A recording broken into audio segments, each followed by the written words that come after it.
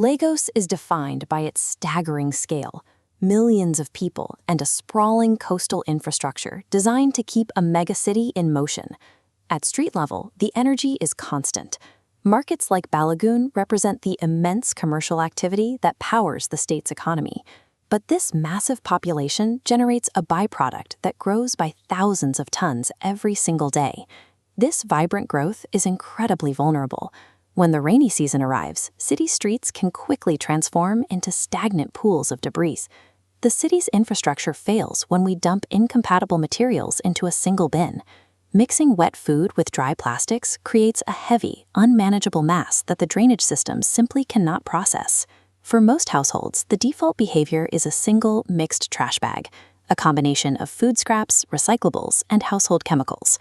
Under the surface, that bag is actually composed of 3 distinct categories: wet organics, dry recyclables, and hazardous materials. Inside the bag, organic waste decomposes into a wet sludge.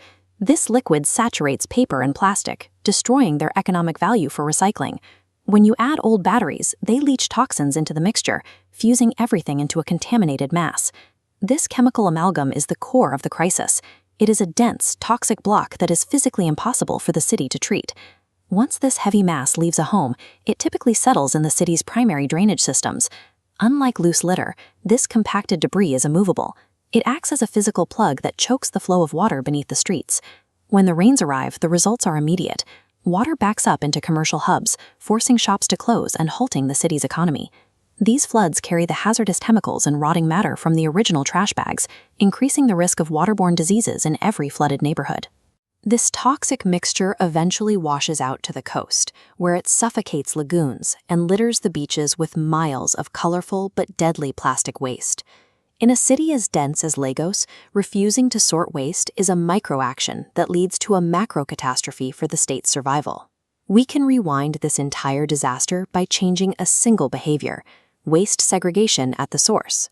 By isolating organic waste in its own bin, we remove the moisture that causes contamination and foul odors.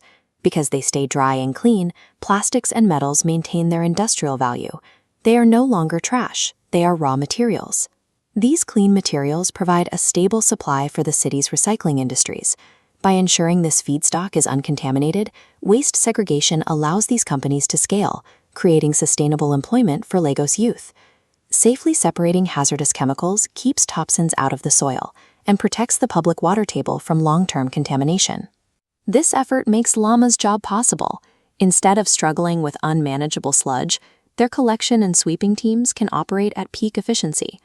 The choice of how you use your bins determines whether the city experiences infrastructure collapse or sustainable growth. As Lagos expands through massive land reclamation projects, waste segregation becomes a critical defense. Keeping drains clear is the only way to protect these low-lying areas from the seasonal floods that threaten their stability. When the drains work, commerce thrives year-round. Shops stay open and the city's economy continues to grow regardless of the weather. Environmentally, this shift allows the city's lagoons and coastal ecosystems to recover from decades of pollution. This collective effort results in a harbor and skyline free from the debris that currently chokes the city's potential. A cleaner, more livable Lagos isn't just a goal for the government.